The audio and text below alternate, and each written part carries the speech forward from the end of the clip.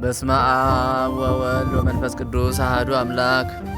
መሰሉሱ ለወርኃ ጥቅምት በዛቲ ዕለት አይረፈ አብ ቅዱስ አባ ስምዖን ሊቀ ጳጳሳት ዘሀገረ እስክንድርያ ወውእቱ መልቆሙ ለአበው ሊቃነ ጳጳሳት 50 ወአሐዱ።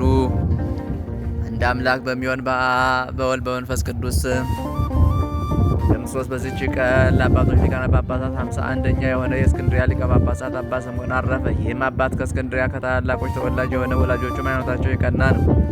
እሱም ከታናሽነቱ ጀምሮ የሃይማኖት ወተትን ጠጥቶ አደገ። ስለዚህም የቤተ ክርስቲያንን ትምህርት ተማረ። የምንኩስናንም ልብስ ሊለብስ በልቡ አስቦ ወደ አስቄጥስ ገዳም ሄደ። ከእርሱ አስቀድሞ ሊቀ ጳጳሳት በሆነ በአባ ያዕቆብ ገዳምን መነኮሰ። በዚያ በየጊዜው በሚጨመር ተጋድሎም ስጋውን እያደከመ አብዝቶ በመጋደል በእርሱ ዘንድ ኖረ።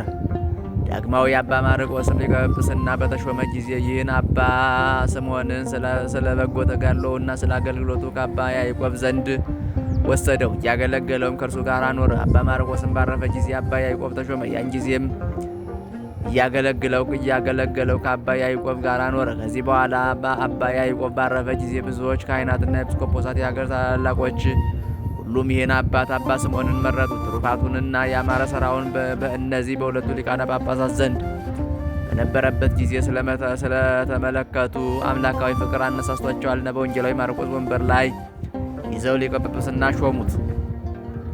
ከዚህ በኋላ በሹመቱ ጸንቶ መልካሙን ጉዞ ተጓዘ። እግዚአብሔርንም አገለገለው።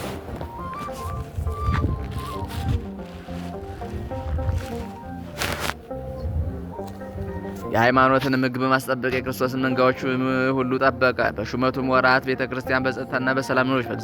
ከዚህም በኋላ እግሮቹ በጽኑ ደዌ ታመመ።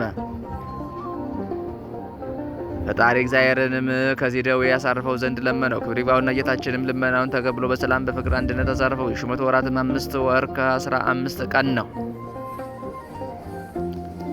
እግዚአብሔር ምስጋና ይሁን። እኛንም በዚህ አባት ጸሎት ይማረን፣ በረከቱም ከእኛ ጋር ትኖር ለዘላለሙ አሜን። ሰላም ለስምዖን ለልብሰ መላእክ ዘተአጽፎ ወለሃው ዘዓለምን ተገደፎ ሐምሰ አውራህ ወመንፈቀ ዋይለ ሲመቱ አይልፎ ከመሰአለው ጸለይም ደው የእግሩ ያይርፎ እግዚአብሔር ነፍሶ ተጦነ ተወክፎ።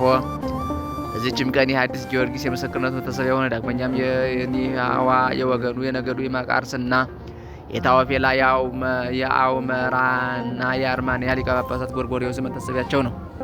ዳግመኛም ለታላቁ ቴዎዶስዮስ ልጁ የሆነ ንጉሥ አርቃዲዮስ የወለዱት የቅድስት ታኦድራ መታሰቢያዋ ነው። በረከታቸው ከእኛ ጋር ትኖር ለዘላለሙ አሜን። ሰላም እብለ ብጽዕት ታኦድራ ወለተ አርቃዲዮስ ንጉሥ ለማርያም ፍቁራ ዘበቃላት እምት ወሰናይት በምግባራ ሀበታ አየኑ ባየ ቅዱሳን ማይበራ ዘክሮተነ ክፍልጥ ዝክራ